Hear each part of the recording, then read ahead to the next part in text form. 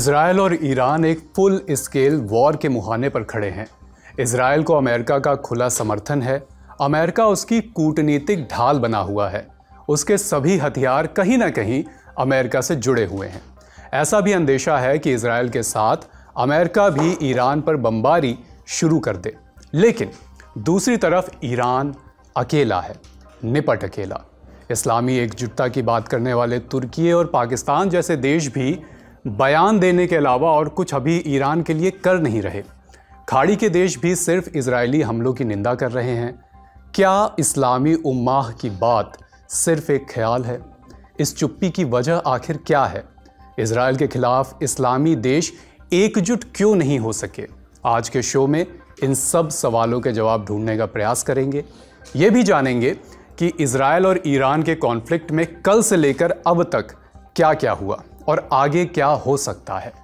नमस्ते और स्वागत। अभिषेक नाम है मेरा और आप देख रहे हैं लल्लन टॉप का अंतर्राष्ट्रीय प्रसंगों से जुड़ा रोजाना का कार्यक्रम दुनियादारी। Brought to you by Hire and New India Assurance.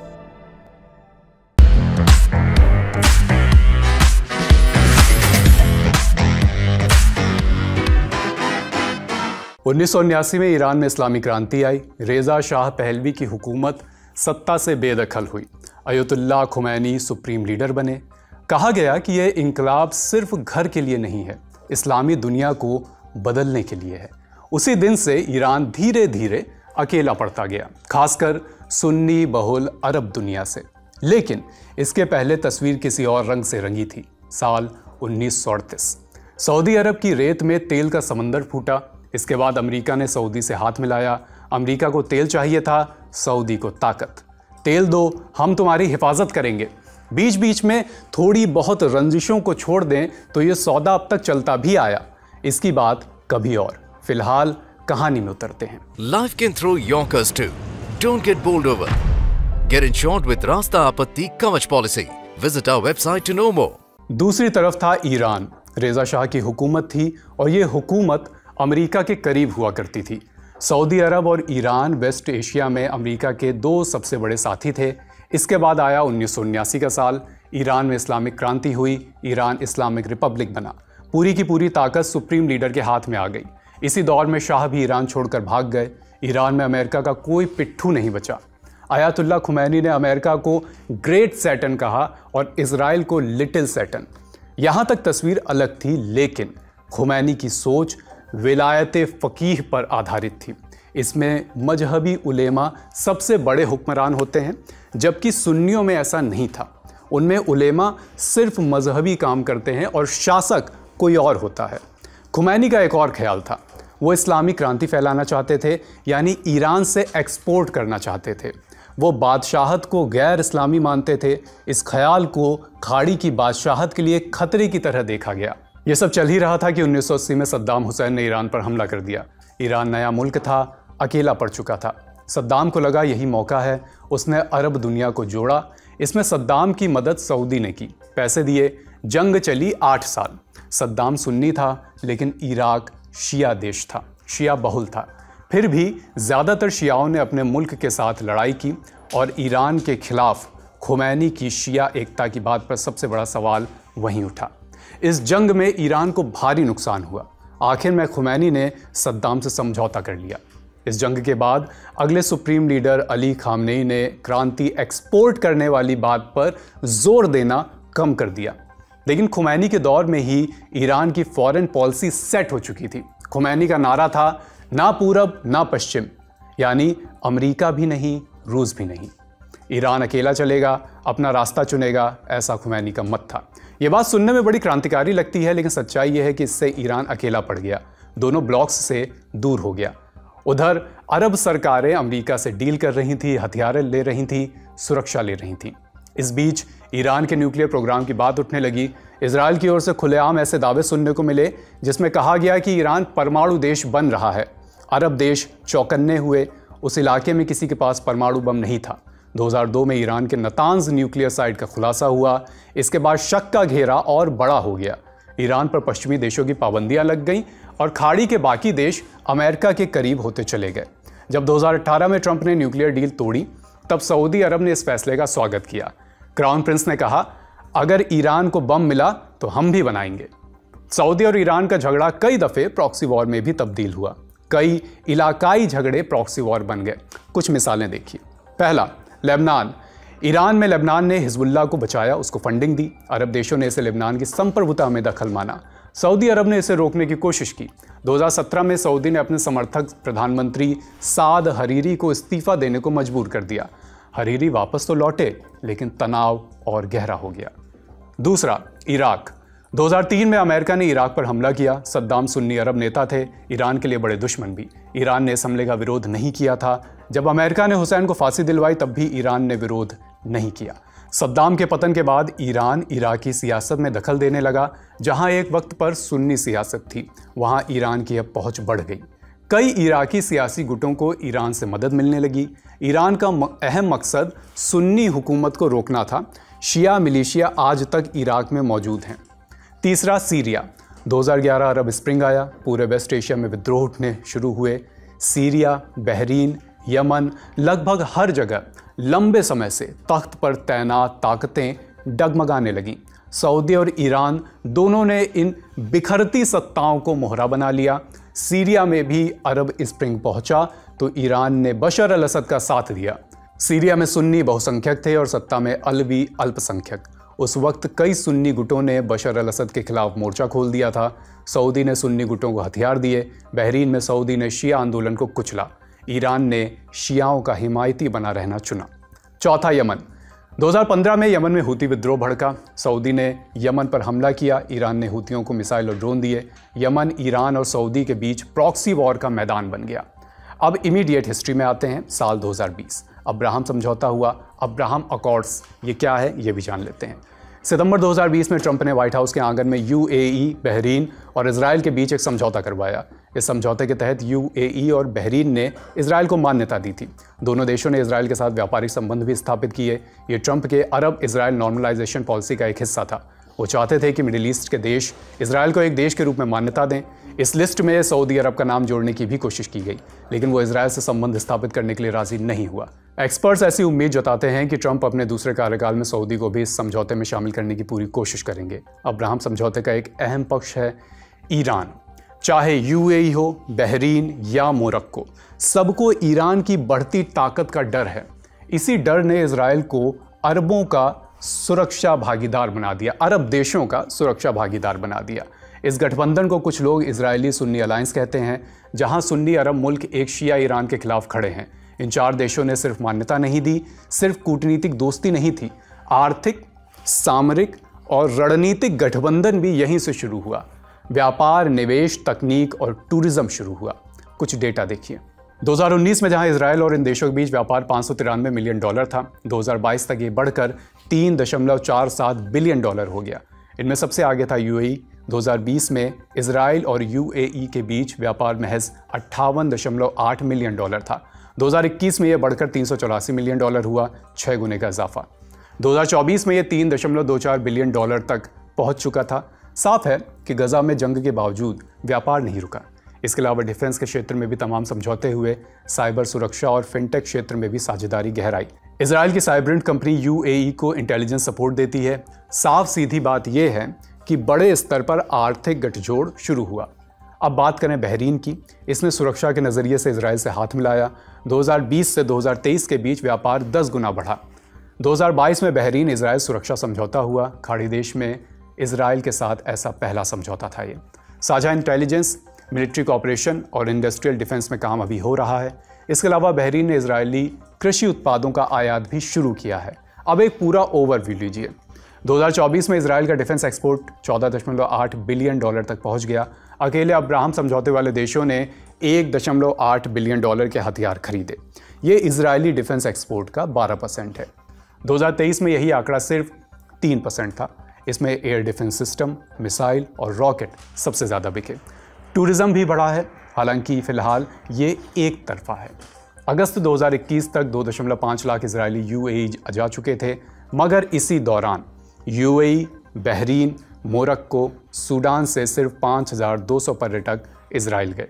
इसकी वजह है वीज़ा की दिक्कतें, पुराने अविश्वास और सुरक्षा की चिंताएं।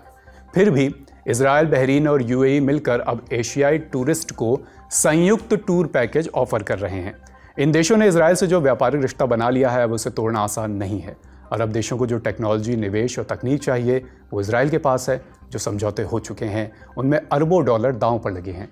हमने जानकारों से भी इस मुद्दे पर बात की, उनसे इस मुद्दे पर राय ली। क्या कहना है उनका, सुनते चलते हैं। देखिए, अगर आप मुझे अगर एक ही ऑप्शन दें और ये कहें कि एक रीज़न दें जिसके वजह से Muslim countries are not helping Iran, तो उसका सिंपल सा जवाब है कि the United States is too powerful. तो बिकॉज ये इसराइल के खिलाफ है। अगर ये जंग लेट अस से कि इंडिया से हो जाती, ईरान की जंग या किसी और से होती, आई कैन गारंटी यू अगर जंग प्रोलॉन्ग होती तो ज़रूर मदद पे आ जाती। जिसकी मिसाल आपको 1.5 महीना पहले मिल गई थी कि ऑलरेडी तुर्की और Azerbaijan were helping Pakistan. In fact तुर्की के C-130 पाकिस्तान ऑपरेशन सिंदूर से पहले पहलगाम के बाद पहुंच चुके थे।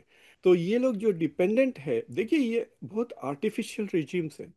जो जो मुस्लिम कंट्रीज खासतौर से जो गल्फ के हैं, यूनाइटेड अरब एमिरेट्स को ले लें, सऊदी अरेबिया को ले लें, ये आर्टिफिशियल मतलब उर्दू में कहते हैं ना बाप की जागीर, ये जो लफ्ज़ है, सऊदी अरेबिया बाप की जागीर है। उन्होंने मुल्क का नाम अपने बाप के नाम पर रख लिया। इब्न सऊद के नाम पे है वो मुल्क तो लिटरली बाप की जागीर है। सो दे आर ऑल्सो, उनका number one goal is regime continuity, not national interest. तो वो पॉलिसीज ये अपनाएंगे जिससे रिजीम कंटिन्यूटी होगी। तो बीच में जब अरब स्प्रिंग आया था which became a threat to monarchies, और फिर ईरान ने जो फॉरेन पॉलिसी अपनाई है, ईरान ने ट्रीट किया इनको एज एलाइज ऑफ अमेरिका। और ईरान के जो प्रॉक्सीज थे उन्होंने लिटरली बहुत हरास किया, ख़ासतौर से यमन और हुतीज़ ने जो सऊदी अरेबिया के लिए जंग किया। So Iran also spoiled this opportunity. तो ये जो इब्राहिमिक एकॉर्ड्स वगैरह के तरफ मूव हुए हैं gulf countries, it was for protection from Iran, क्योंकि देवर अनश्योर कि यूएस प्रोटेक्ट करेगा नहीं। देखिए यूएस कितना अनरिलायबल हो गया है कि अब डोनाल्ड ट्रंप ने 2 हफ्ते और रुक गया है पार्टिसिपेशन, विच मीन्स कि Israel will have to face the music for 2 more weeks। इसमें तख्ता भी पलट सकता है, you know, and Iran could actually nuclearize. अगर नेतन्याहू सही है तो 2 हफ्ते में हो सकता है उनके पास बम भी आ जाए। हमने जानकारों से ये भी पूछा कि पाकिस्तान और टर्की जैसे देशों की अभी क्या भूमिका है। जो देश लगातार मुस्लिम देशों की एकता की बात करते हैं वो अभी ईरान के साथ खड़े क्यों नहीं दिख रहे हैं?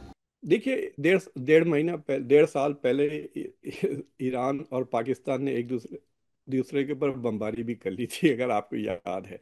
Actually they did something very strange. उस पर I think there has to be some investigative report. उन दोनों ने, मुझे लगता है कि एक दूसरे के मुल्क में बल्लोच हेडक्वार्टर्स को अटैक किया rather than each others armies. So I am very suspicious के what really happened between the two of them. लेकिन एक ज़माना था जब ये तीनों मुल्क, टर्की, ईरान और पाकिस्तान, नॉन अरब मुल्क हैं। These are the top 3 armies आप कह सकते हैं मुस्लिम वर्ल्ड में, हु विल एक्चुअली फाइट। मतलब सऊदी अरेबिया वगैरह पेपर पे हथियार होते हैं, लेकिन ये लड़ने वाले लोग नहीं है ना। कहते हैं ना, हाथी के दांत खाने के और चबाने के और है। ये these are the fighting countries in the Muslim world.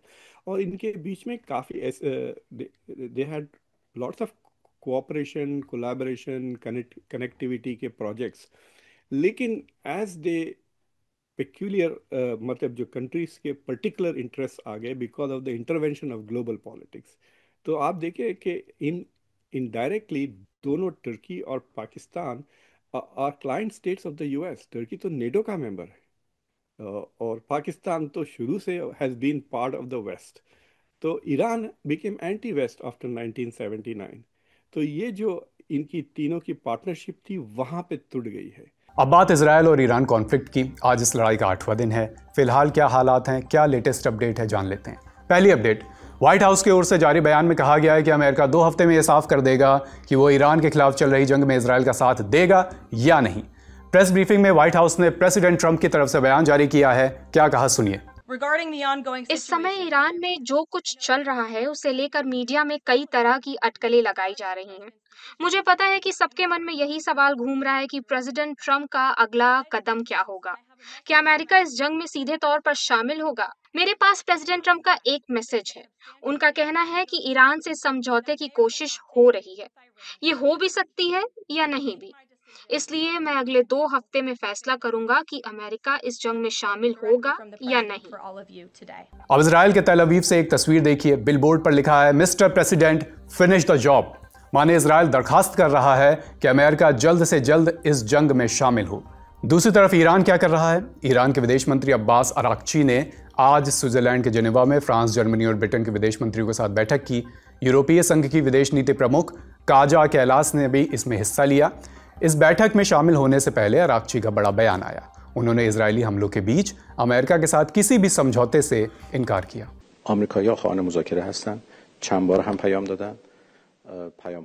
America हमसे समझौता करने के लिए लगातार संपर्क कर रहा है, पर हमने साफ कर दिया है कि जब तक इजराइल की ओर से हमले नहीं रुकेंगे तब तक कोई बातचीत या डील नहीं होगी। اصولاً حرف از گفتگو زدن، حرف از دیپلماسی زدن جایی نداره. इजराइल ईरान के बीच तनाव का ये दूसरा हफ्ता है, लेकिन हमलों में कोई कमी अभी आती दिख नहीं रही है। ईरान ने इजराइल के दक्षिणी शहर बीर शेबा पर बैलिस्टिक मिसाइल से हमला किया है। टाइम्स ऑफ इजराइल की रिपोर्ट के मुताबिक मिसाइल माइक्रोसॉफ्ट ऑफिस के नज़दीक गिरी, वहाँ मौजूद कारों में आग लग गई, 6 लोग घायल हुए। वहीं इजराइल ने ईरान की राजधानी तेहरान के कई हिस्सों में एयर स्ट्राइक की। न्यूक्लियर रिसर्च एजेंसी हेडक्वार्टर पर भी हमले का दावा है। इजरायली स्टेट मीडिया के मुताबिक ड्रोन स्ट्राइक में एक न्यूक्लियर साइंटिस्ट के मारे जाने की भी खबर है। इजरायल डिफेंस के मुताबिक ईरान के 35 मिसाइल स्टोरेज और लॉन्चिंग पैड को नेस्तनाबूद कर दिया गया है। हमलों के बीच ईरान में कई देशों ने अपने दूतावास को अस्थायी रूप से सस्पेंड कर दिया। ईरान में 4 देशों के दूतावास अस्थायी रूप से बंद, चेक गणराज्य, न्यूजीलैंड, स्विट्जरलैंड और ऑस्ट्रेलिया। दोनों देशों ने हवाई हमलों के मद्देनजर अपना एयर स्पेस बंद रखने का फैसला किया है। ऐसे में अलग अलग देशों के नागरिकों को रेस्क्यू किया जा रहा है। भारत के संबंध में क्या बदलाव है, ये भी जान लेते हैं। भारत के 110 छात्र ईरान से दिल्ली वापस आ चुके हैं। इजराइल में 30,000 नागरिकों को निकालने के लिए प्लान तैयार हो रहा है। ऑस्ट्रेलिया में ईरान के लगभग 1,500 और इजराइल के 1200 लोगों को निकाला जा रहा है। कुछ को शिप, कुछ को बाकी लैंड रूट से निकाला जा रहा है। चीन के ईरान में बस 1600 और इजराइल में 100 से ज़्यादा नागरिक फंसे हैं। उन्हें अजरबैजान, तुर्कमेनिस्तान, तुर्की, आर्मेनिया या इराक के वास्ते देश छोड़ने के लिए कहा गया है। इजराइल में लगभग 1000 और ईरान में 280 जापानी नागरिक हैं। रेस्क्यू के लिए 2 सैन्य विमान भेजे गए हैं। अब पाकिस्तान की बात। ईरान में लगभग 3000 पाकिस्तानी नागरिक युद्ध शुरू होने के बाद से वापस लौट चुके हैं। ईरान इजराइल मसले पर अलग अलग दावों, आरोपों और भविष्य की संभावनाओं को समझने के लिए हमने बीते दिनों बात की भारत में इजराइल के एम्बेसडर रोवेन अजार से। यह इंटरव्यू भी आपको देखना चाहिए ताकि अलग अलग पक्ष आप समझ सकें। इसका लिंक डिस्क्रिप्शन बॉक्स में है। आज का दुनियादारी यहीं समाप्त होता है। अपना ख्याल रखिए। लल्लन टॉप देखते रहिए। शुक्रिया।